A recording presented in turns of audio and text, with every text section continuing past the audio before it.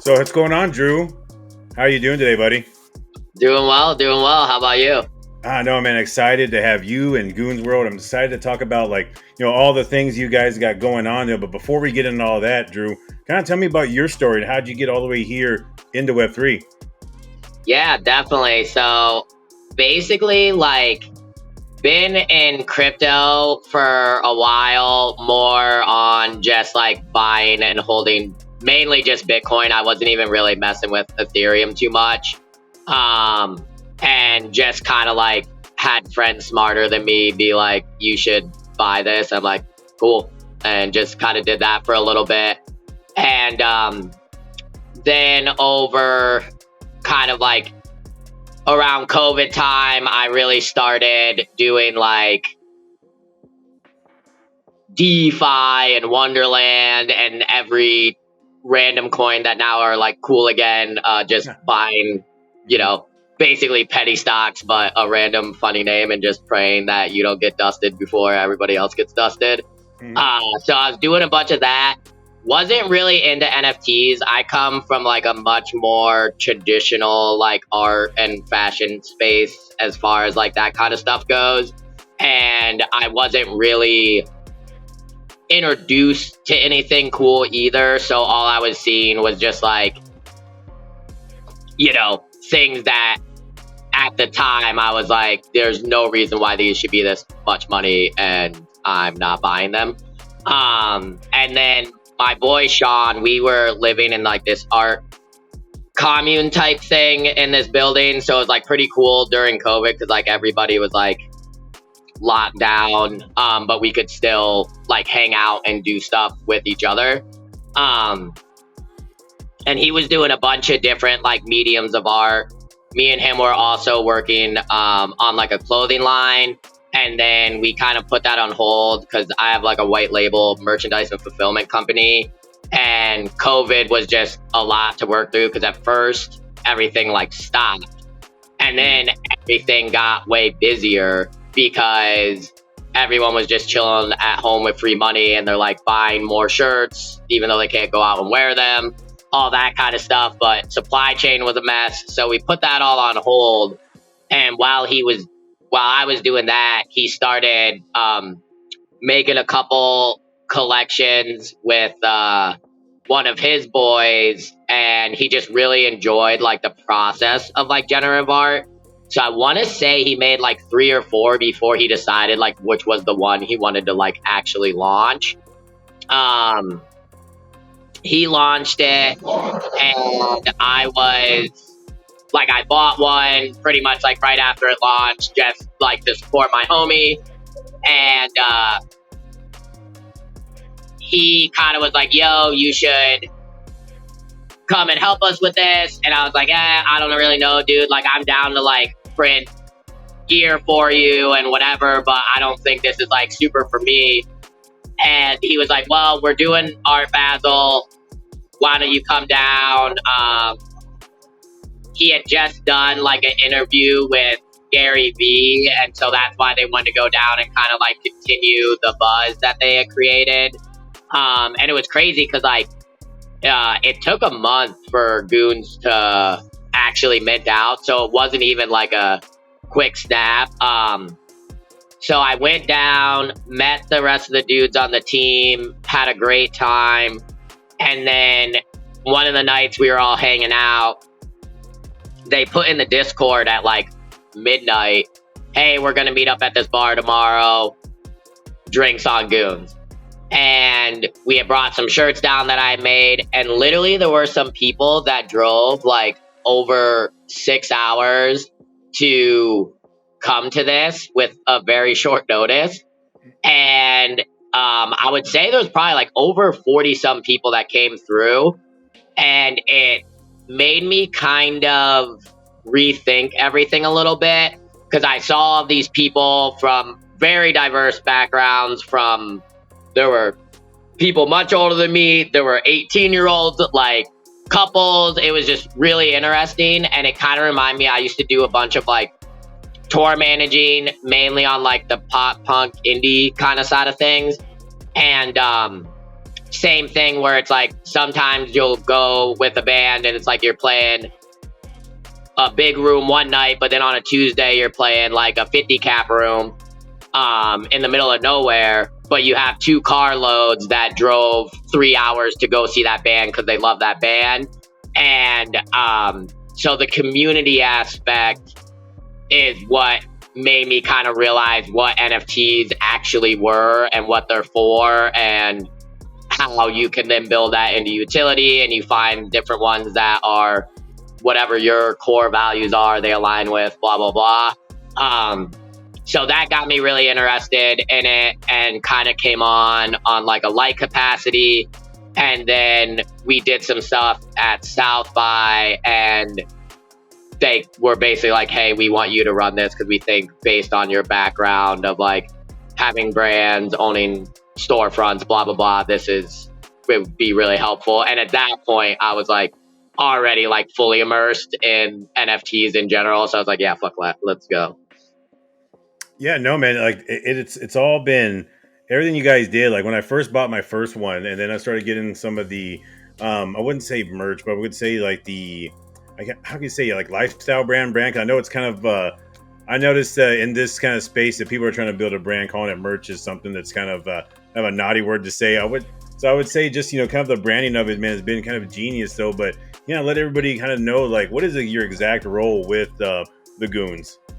Yeah, definitely. So I'm like the CEO. Oh, sweet. But it's like at the end of the day, we all just do every single hat that we need to make it all work. Because even though we do a lot of stuff, we're still like a pretty small team.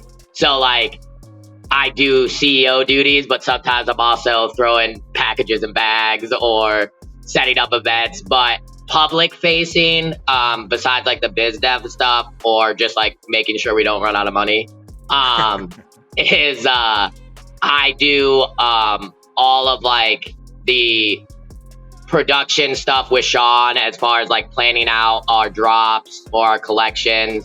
And then also I do all of the coordinating and production for all of our live events.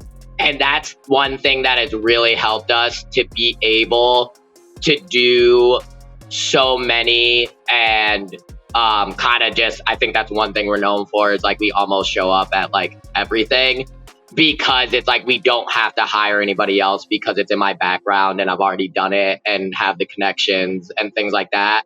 So, and like Jesse, our dev, is fucking incredible. Used to work at Twitter and MLB and Disney Plus, like, so all of us are like just so good at what our thing is.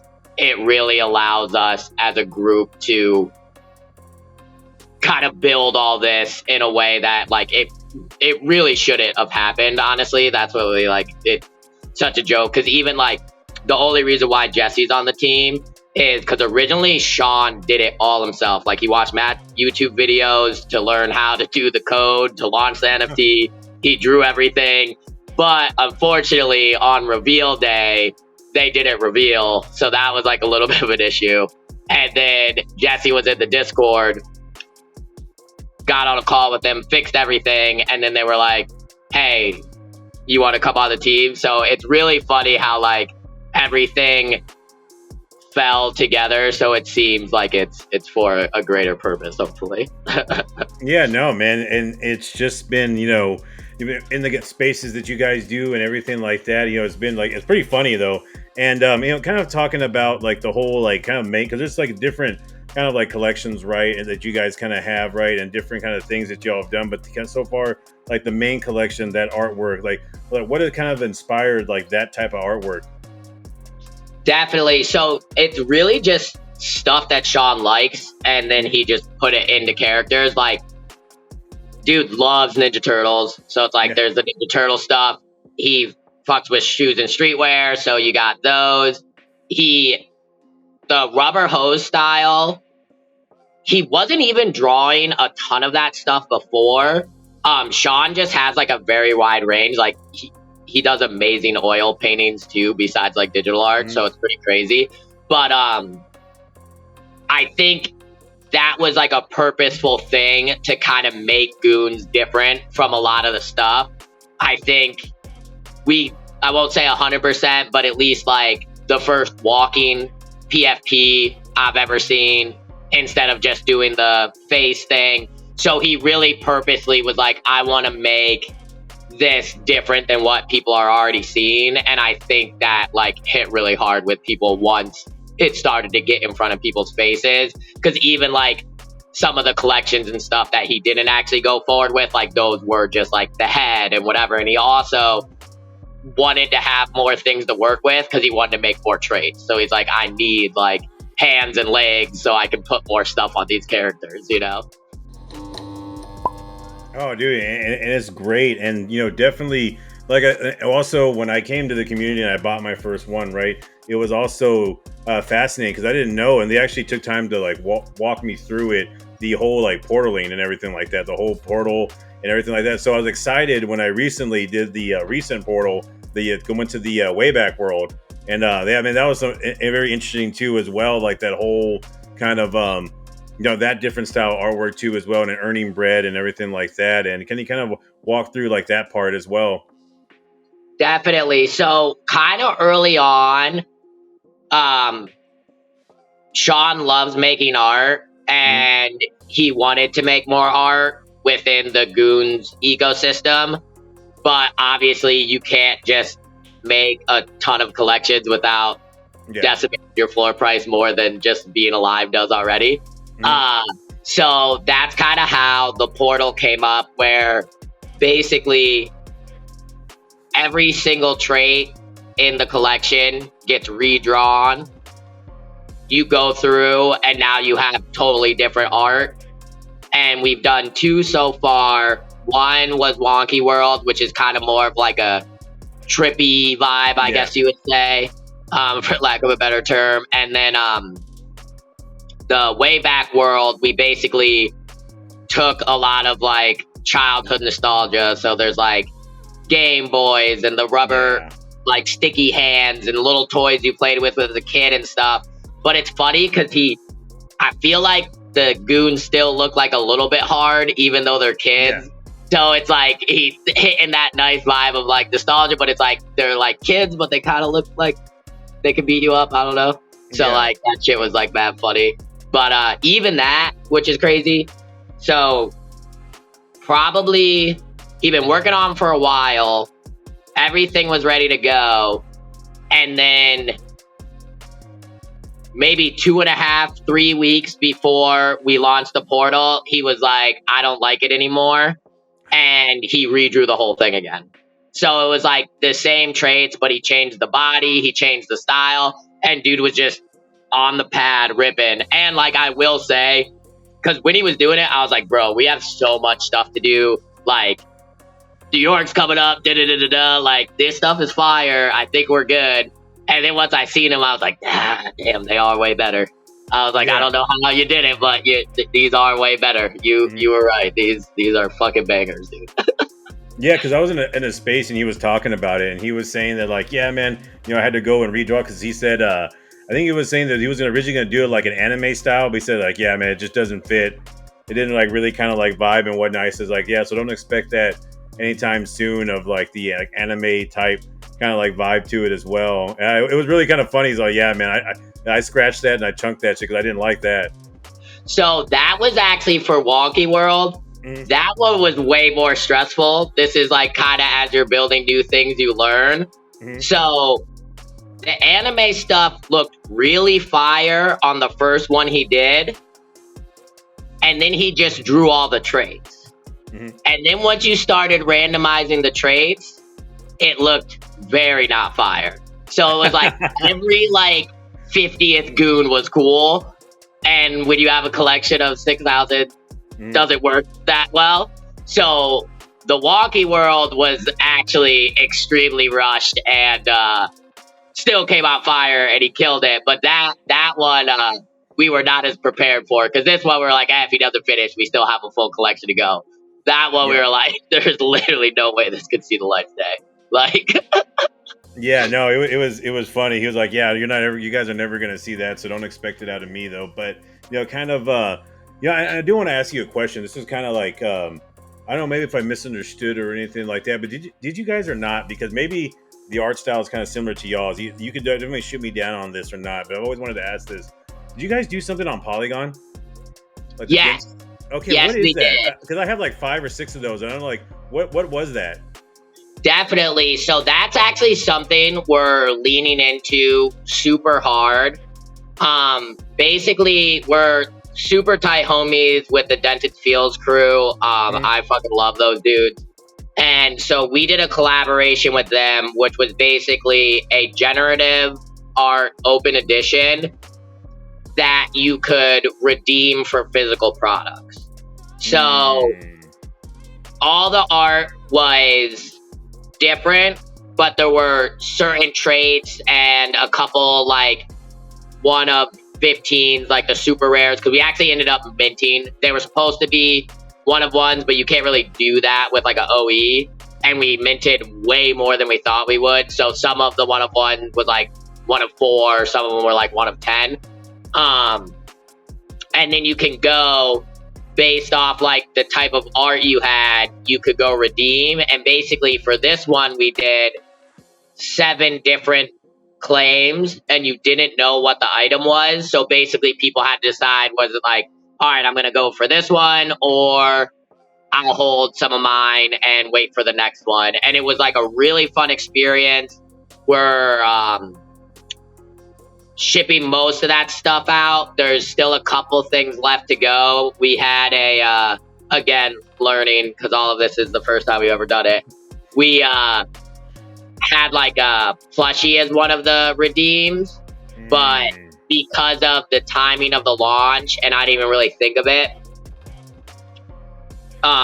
we didn't get a sample made first. So after the launch and the redeem, so we knew how many, and then we were using that to kind of price out how we're going to make the plushie. Do the plushie, get a sample. That takes like 2 months. Get the sample back. Didn't like it. I'm like, oh no, this is another 2 months. So we've learned, which we just did. It actually opened today, which I don't know when this airs, but we did a collab with D's where we made a toy that was meant to redeem with different rarity tiers. So this one, we made the sample before we even started, got that all perfect. So now after the redeem, we could just place the order. So, you know, it's one of the things I like about running this company the most is how like new everything is still. Cause it's like, I've had my white label fulfillment, been screen printing, right? That's like 15 years deep. There's all obviously like new things. Like we just bought a building. I have to figure out like that is different now than renting, and we're moving, and like, but day to day, most of it is pretty much like print, direct to consumer fulfillment. We've got it relatively on lock. Where with this, it's like every other week, it's a new thing, you know? So it's really, it keeps life interesting for sure. Yeah, no, definitely. And yeah, so I was always wondering what that was, because like the artwork was so cool.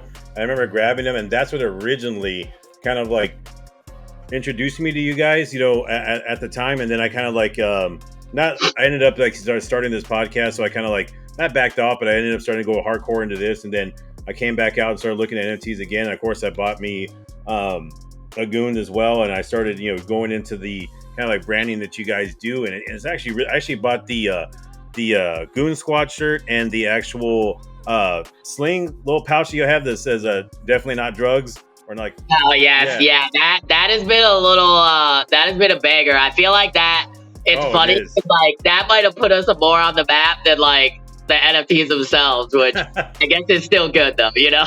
Yeah, and you know, that's actually like it kind of goes into my like next question, in a sense that, you know, a lot of NFT kind of like brands, right, try to kind of like build this, I want to say like, I don't want to say merchandise, but they try to like, you know, release these things, and a lot of it really doesn't hit, but y'all's has hit really well. And kind of like talk about like, how did you guys like cross over and make it so successful, like where other people have failed? Like where did you guys do right to make you guys succeed in that part?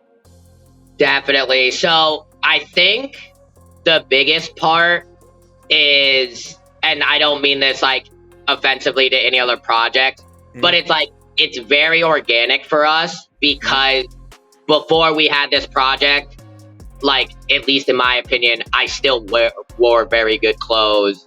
I've had brands. I own 2 storefronts with my homies. So we see pre-books from brands all the time of what's going on. So we're very in tune. And I think just also naturally, like, we are into fucking clothes. So it makes it very easy to make good stuff, where I think sometimes they're, again, not trying to be like negative, but it's like sometimes it just doesn't feel like it's like, oh, we're doing a streetwear drop, and there's sometimes it hits and sometimes it didn't, and it might be like you're just doing it because you feel like you have to, where other people, like, for instance, I really fuck with like Quirkies, Kenpai Pandas, D-Gods, like all of them make really good stuff.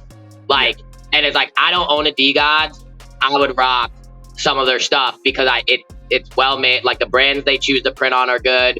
The aesthetic of it is good. Like, that orange, the one they did for the Bitcoin D-Gods, like, one day, hopefully someone puts that up on eBay for like not $500 and I'll cop, you know? And then like, so again, not trying to talk bad on the other ones, but I think there is a very distinct, noticeable thing about the ones that are doing it like proper.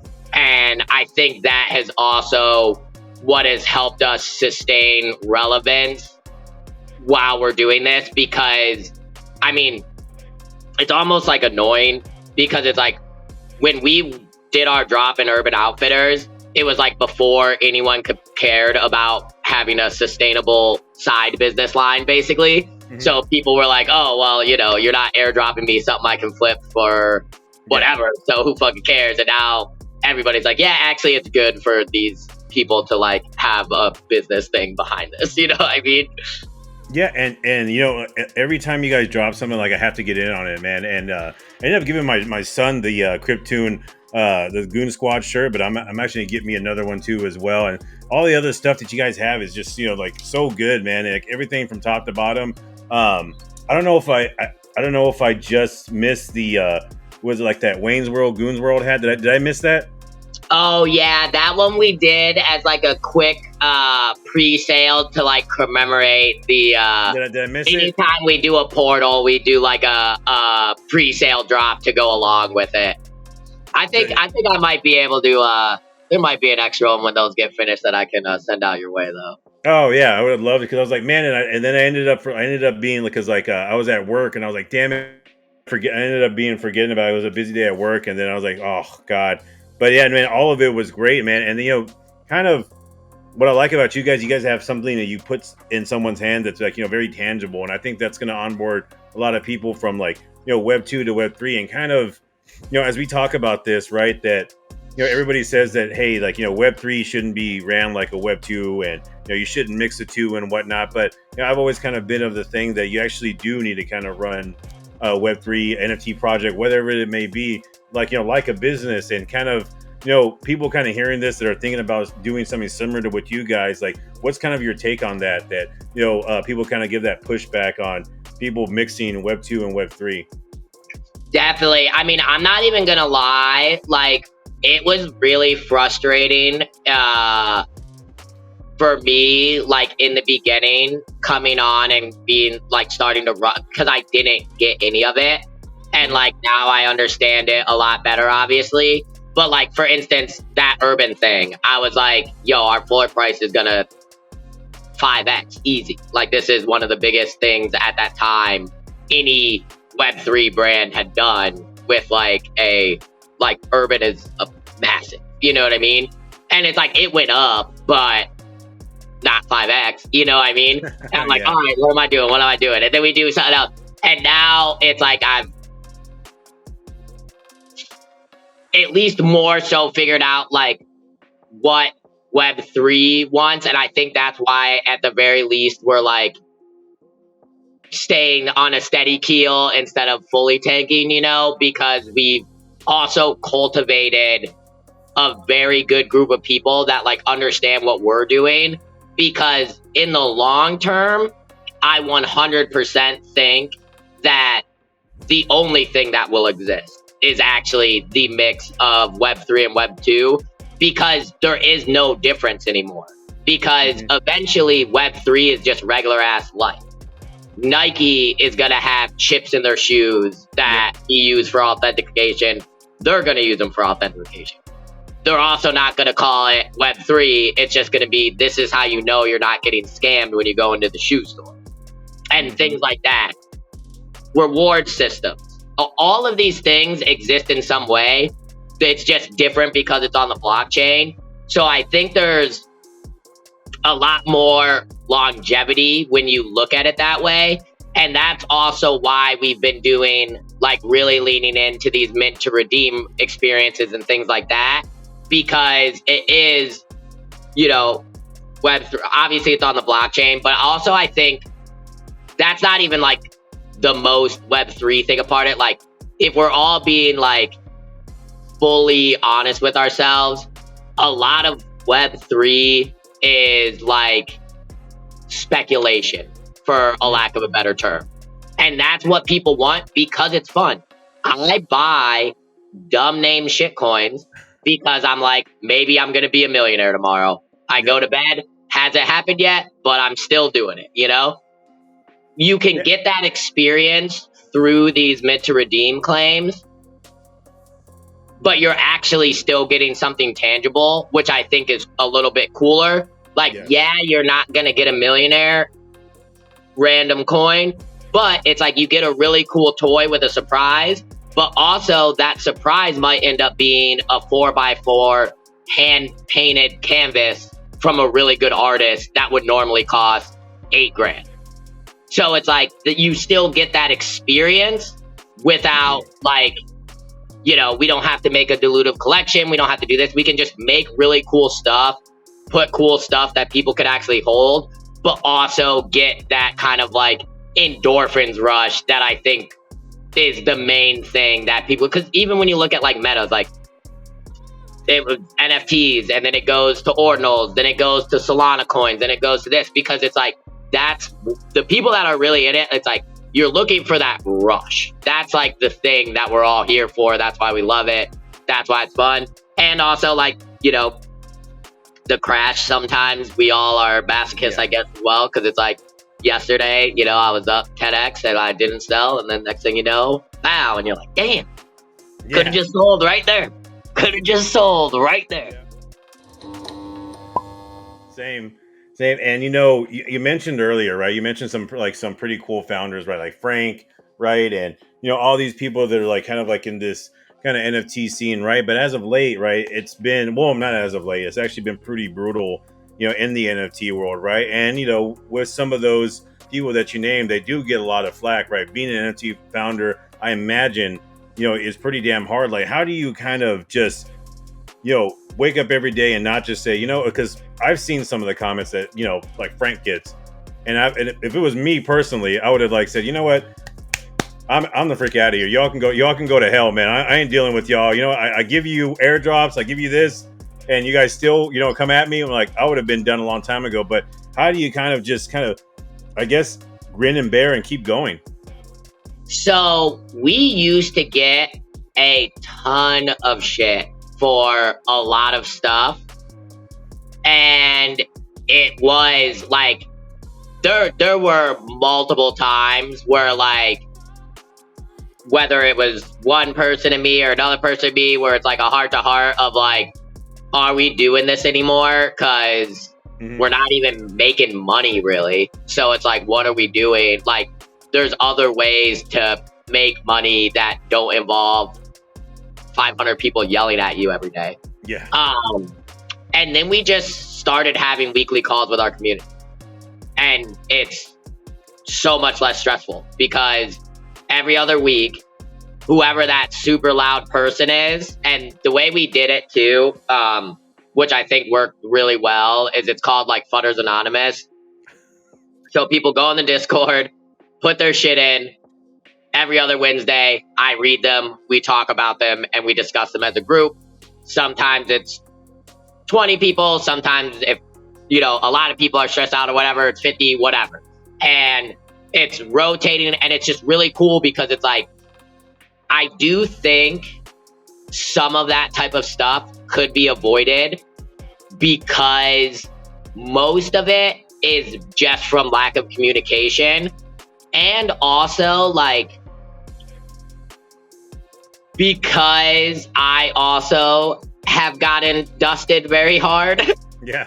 I get where they're coming from because it's like, I've for sure bought stuff that, like, looking back at it, shouldn't have. And like, I'm like, you took my money and didn't try. But then because I'm on the other side as well, I get to quickly remember, actually, royalties have been dead for a very long time. They got $0 from that transaction. So you should actually just hate the guy that sold it to you. But that's a whole different story, But I really think that the people that are most passionate can also turn the, like, your biggest hater because they feel like betrayed or undervalued or whatever. And that even once we started doing the futters, we still get complaints about stuff, but like when people hear you talk about it, and like sometimes you can explain why, sometimes it's just a mistake, sometimes the community is wrong, but when they actually get to hear you speak about it instead of just seeing tweets or not enough tweets or whatever, it's a lot easier to kind of work through that stuff. Obviously, we're a lot smaller scale, so like, I don't know if it would be as easy for other collections to do that same thing, but at least for us, thankfully, it has worked really well. And even, like I said, like, some of the people that were complaining the most at that time are now the ones like riding the hardest for us again, because it's like they get it. Because even like, with Urban Outfitters, like, there's people that are like, why aren't you doing that again? Or why haven't you done it? And it's like, we're very strategic about that stuff because, like, one, you have to play the game of like direct to consumer, wholesale, blah, blah, blah. But also it's like, margins. It's like we do make more money selling direct to consumer than we do selling through a large store. When we put 7,000 pieces into a large store, we kind of have to like not sell our own stuff for a little bit so that stuff can get sold, So it's like, there's all these games that I don't think, unless you really are taking the time, everybody is aware of.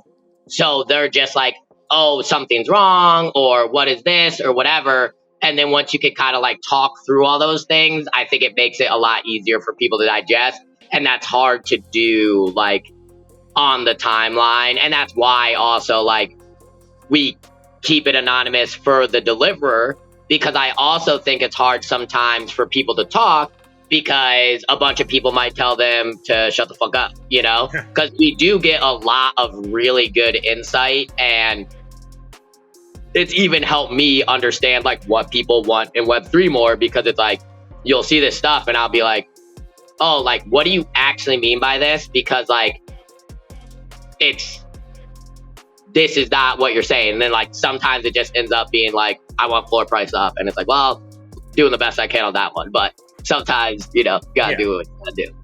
Yeah, no, man. And people are gonna get like, it's just not the, like I said, it will rotate back into NFTs, right? I think right now, we're gonna kind of in this lull period right here. People do sometimes forget, and even people are kind of watching this as well. It kind of goes, Bitcoin, altcoins, meme coins, or as it seems as of late, though, actually meme coins, altcoins, and then it goes straight into NFTs, and then we're back, in this bear market though. But I do want to actually ask as well, like, you guys are like very active in IRL events. Like, so when somebody kind of watching this comes across you on IRL events, like, what do you guys provide, or what do you guys usually do at any of these IRL events? Definitely. So basically our biggest ethos or pillar or whatever is our community and trying to continue to cultivate that. So most of our events are usually during the day because it's easier to talk to people. We don't have like super loud DJs. We do a lot of pop-ups because we have really cool stuff. I think it's a fun experience too for like we did it in LA, we're doing it in New York. We have a pop-up, but one of the nights we shut the store down. Everyone can come in, there's drinks, food, hang out, and like that's an experience most people don't get to have because unless you like, you know, Fashion Week, I've gone to stores that are shut down for that. And it's cool because you're like, oh shit, like this is normally somewhere where someone just comes in to buy physical goods. And now it's like, I'm in here, I get to private shop, I got a fucking drink in my hand, I'm hanging out with my boys, this is a great time, you know? So that's like our whole main like mindset with this stuff is like, how can we create the best experience for people that actually get together, get to know each other and hang. So like for NFT NYC, we're working with a ton of dope community and sponsors, and I literally should have had the list on me, and I'm not going to say who it is so I don't forget anybody, but go on our Twitter, it's all there. And we're doing Wednesday night. Me and some homies have a cafe and storefront in Williamsburg. So us and some other communities are putting gear up in there. That's going to be up from Wednesday to Sunday. My partners don't like NFTs at all, but it is conveniently right next to the big NFT wall that everyone takes the pictures of. So if you go take a picture there, hit Bureau Cafe because it's literally across the street. So hanging out there Wednesday night. Thursday, we might have a little chill surprise thing. Friday, we are working with a bunch of other dope communities again. We're going from 12 to 4. There's this really cool soccer venue that you can play inside and on the rooftop. So gonna have drinks there. People can play football. I'll say one sponsor. The homies at Pizza Dow hooked it up. So we're gonna have a bunch of pizza there. And then Saturday, we're doing a brunch and having a bunch of communities. Everyone can come, eat, hang. And like, it is also really fun for us because it's like we do our events and then we get to go to other people's events at night because there's less things going on. But that's one thing we kind of realized like early on because South by however many, basically the one right after Art Basel, we did go the more like turn up party route, and it was very fun, but we did notice that like there were people that were like, oh dude, you were there, I didn't even know that, blah blah blah blah blah. And we're like, you know, like all these people talk on the internet, they don't get to see each other very often. It's better for them, in my opinion, at least for what we're doing, to have an experience where it's like they get to talk and hang out and don't have to like yell over each other. And it's like a more bonding experience, even though it is also, I've had a lot of fun blacking out at NFT parties too with the homies as well. So it's good to get the mix of both. So it's like get you that like little wholesome John, and then after that, we'll all go fucking rage after, you know? Yeah, no, definitely. And yeah, no, it's just, you guys are super active and everything. You guys went to ETH Denver, I believe you were there too as well. And yeah, man, I love a, you know, a project that does that. And kind of, you had that little collaboration like on Polygon, right? And I know right now it's kind of like a lull period in NFTs, but do you guys foresee yourself like maybe doing stuff on other chains too as well? Maybe coming back to like Polygon, doing something there, or maybe like, hey, go do AVAX or is anything like that planned for the future? So this will be a good little alpha leak for you. If you look at the sponsors list for NFT NYC, you will see a very big platform on it. And we are probably doing something with that platform. And we picked that platform because we are very interested in working with like big and successful companies. So from Urban Outfitters to DraftKings collab, that's kind of like what we're good at, because we do come a lot from like a traditional space. Yeah. So, and I also think there's a ton of value working with like those type of companies, because they have long-term marketing budgets. They have all of these things. So it's like, there's been times, like, not going to say who, but there's literally stuff that we've worked on, and then like that thing just didn't really exist anymore. And you're like, oh, that's kind of a bummer, because now what are we doing there? You know what I mean? Mm-hmm. So it's like, I do like, if it's companies, I like going like big. And then with communities, I just like working with communities I fuck with. And like, whether you're big, small, whatever, like if we can make something cool together, then I really don't care who it is. Cause that's the other thing that I think is very dope about Web3 that's different than like the traditional space is in Web3. I think most people understand that we kind of all have to do well if we want this to like have the longevity we're looking for. Whereas like in traditional spaces, like if you're selling to the same type of client base, we're not collabing because you're taking my clients, I'm whatever. But in this, it's like we're all literally selling to the same people, but we're also all down to have like, there's like 7 projects on the soccer event. And it's because we all want to get together. There's a lot of cross-pollination of people holding multiple. And that's one thing that I do think is really special in Web3 that I also think is part of it that can kind of go the whole run. Because in reality, I don't even think it's necessary to have that type of competition in the traditional space either. Because it's like, if you're confident in what you're doing, then like, you should be fine. You know, like there's within a 50-mile radius every way, there's like 60 other people that on their website, they offer a service I offer with my manufacturing and fulfillment. I'm not worried about it though, because I know that what I am specifically doing, I do very well. Somebody else might do, high school uniforms better or whatever. So it's like, I just focus on my lane, which is touring artists and retail brands. And like, I'm good. And if somebody moved next door, they're probably just looking for cheap rent as well, because I also, 90% of my clients aren't where I live, but I think I like the collaborative vibes of the space, and I hope that part never dies for sure. Oh yeah, no, I love it. And speaking again on your storefront, where is it exactly located at for people watching? So I have one that is with my homies in Williamsburg, New York, that has nothing to do with Goonz. In mine and Sean's hometown, which is Syracuse, New York, which is a little bit upstate, we have a storefront there that is, we basically combined my skate shop, Goonz, and Sean is also, besides the project, he tattoos. And so his art and tattoo studio is in there. Our Goon stuff is in there. Flower shop is in there.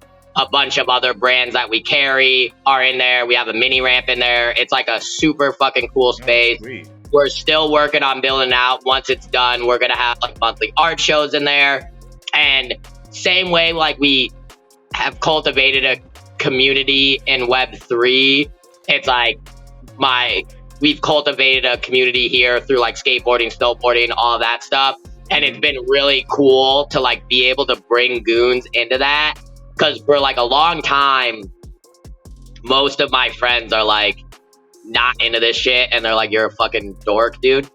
And like over time, it's actually like way more and more people have been converted. Even like the first NFT NYC, we actually did an event in the shop in Williamsburg before we had actually opened yet. We had like just finished enough of the build out. Like they had put the granite countertops on like the day before type shit.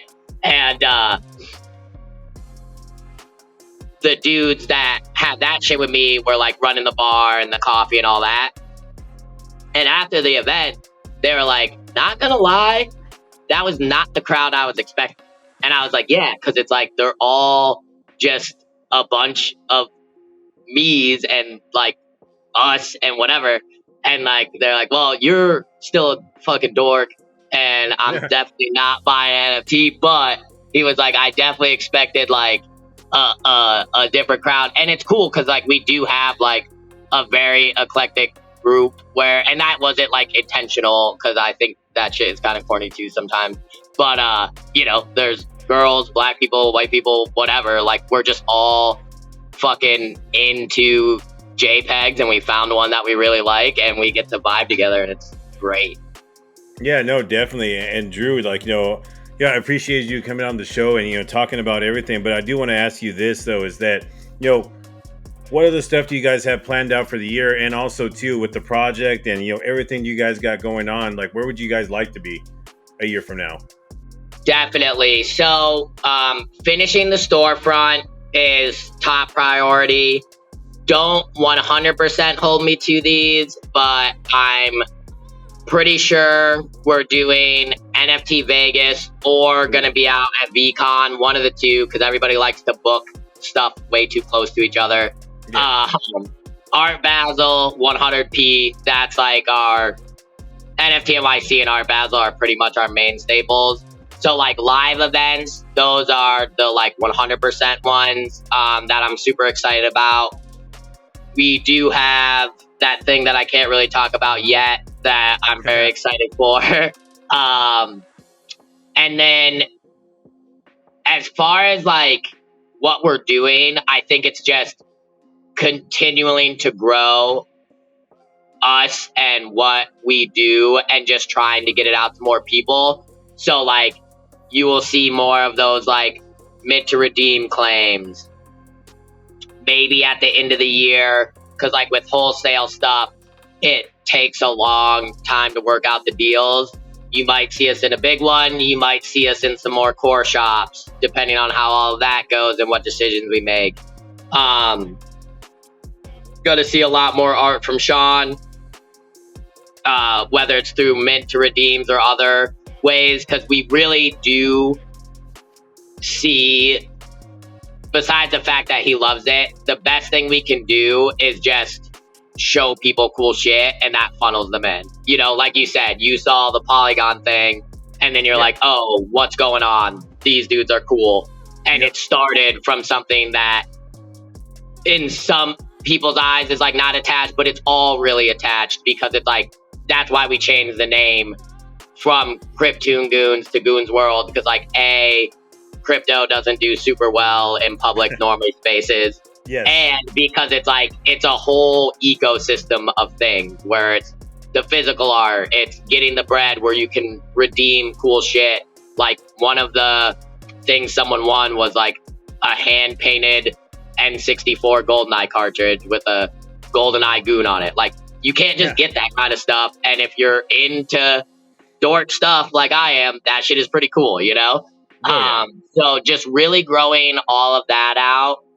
And then like, it's the most boring answer ever, but like, we will figure out how this stuff eventually correlates to floor price. It is very hard, but after watching the effect of like what Pudgy's done, and I think they have done it very well. I think they have explained it all very well and executed it.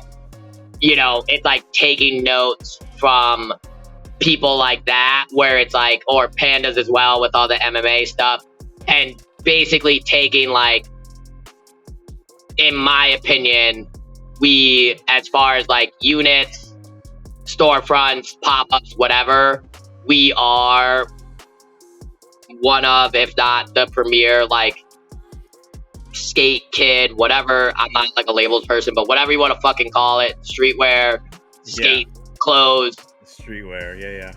Good shit. Yes. We are in that top premier category of the deliverables. So while our main issue isn't the deliverables, it's letting enough people in Web3 know what we're delivering.